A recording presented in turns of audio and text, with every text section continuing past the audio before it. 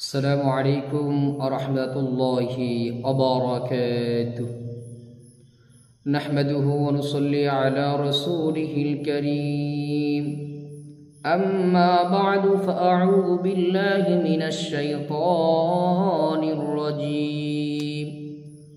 بسم الله الرحمن الرحيم. فاذكروني أذكركم واشكروني ولا تكفرون. صدق الله المولانا العظيم. সম্মানিত দিনী ভাই ও বোনেরা, আপনারা আশা করি কেমন আছেন? আশা করি আল্লাহ সুবহানাহু ওয়া তাআলার রহমতে সকলেই ভালো আছেন। আমিও আল্লাহ সুবহানাহু ওয়া তাআলার রহমতে খুবই ভালো আছি, আলহামদুলিল্লাহ। সম্মানিত দিনী ভাই ও বোনেরা, আজকে আপনাদের মাঝে একটি বিষয় নিয়ে আসলাম, অত্যাধিক গুরুত্বপূর্ণ একটি বিষয়। যেই সমস্যাটি অনেক জটিল, এই জটিল সমস্যায় যারা পড়ি আমরা, কেবলমাত্র তারাই বুঝতে পারবো যে এই সমস্যাটা কি পরিমাণ বিপজ্জনক। সমস্যাটি হইতেছে যাদের বিবাহ বন্ধ, বহু তদবির করেও যাদের বিবাহ হইতেছে না। এই জাতীয় সমস্যায় বেশিরভাগই মেয়েরা পড়ে থাকেন, ছেলেরা খুবই কম পড়েন। ছেলেরা হঠাৎ দু একজন এই বিপদের সম্মুখীন হয়, বাকি বেশিরভাগই মেয়েরাই এই সমস্যার সম্মুখীন হয়। তো যাদের বিবাহটা বন্ধ, এদের জন্য করণীয় কি, বিস্তারিত আলোচনা করবো ইনশাআল্লাহ। ধৈর্য সহকারে অবশ্যই প্রত্যেকটা কথা মনোযোগ সহকারে শুনবেন ইনশাআল্লাহ। আশা করি আপনার বহু উপকার হবে ইনশাআল্লাহ। 1 নম্বর, বিবাহ যখন বন্ধ করা থাকবে আপনি বুঝবেন কিভাবে? প্রাথমিকভাবে আপনি খেয়াল করবেন যে এক বিবাহের প্রস্তাব আসে না, একদমই আসে না। 2 নম্বর, বিবাহের প্রস্তাব আসে কিন্তু তারা দেখে গেছে, বলছে তারা জানাবে, কোনো ধরনের কিছু জানে না, হা বা না কোনোটাই জানে না। এটা একটা প্রস্তাবের ক্ষেত্রে হতে পারে যে এমনিতেই জানাই নেই, কিন্তু যখন একাধিক দেখবেন যে একাধিক প্রস্তাব আসছে, তারা পরে জানানোর কথা কিছুই জানে নেই, হা বা না একটা তো জানাবে, কিছুই জানায় নেই। তখন প্রাথমিকভাবে বুঝতে পারবেন যে আপনার বিবাহের উপরে কোনো ক্ষতিকর আছে। তখনই আপনার উচিত হবে কোরআনি কোনো আমল করা, অথবা যারা জায়েজ পন্থায় কোরআনিভাবে তদবির করে বা রুকায়া করে তাদের শরণাপন্ন হওয়া।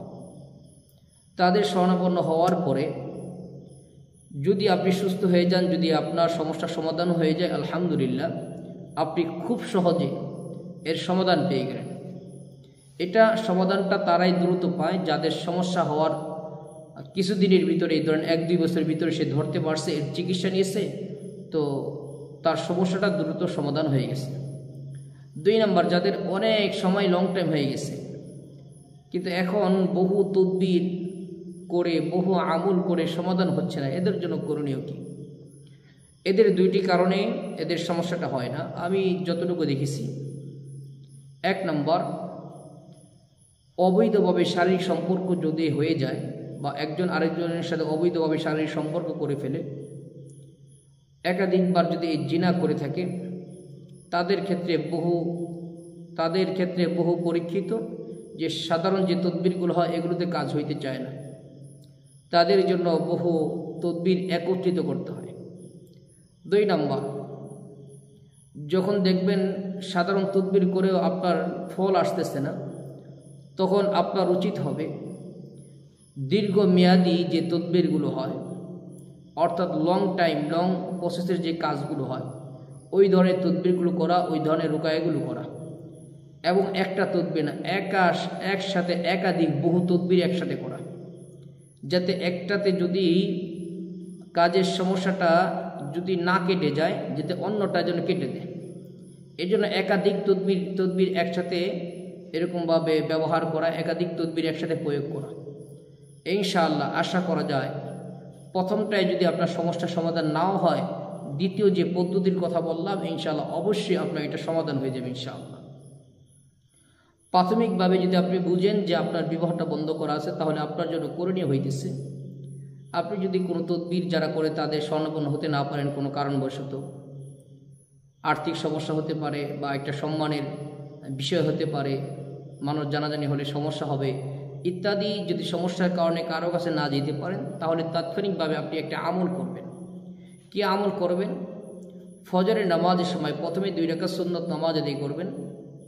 এরপরে কয়েকবার ইস্তেগফার ও দুরূদ শরীফ পাঠ করে বিসমিল্লাহ শহীদ সূরাতুল ফাতিহা আলহামদুলিল্লাহি রাব্বিল আলামিন এই সূরাটি বিসমিল্লাহর শহীদ 41 বার পাঠ করে পানিতে ফু দিয়ে এরপর আবার ফজরের ফরজ নামাজ পড়বেন।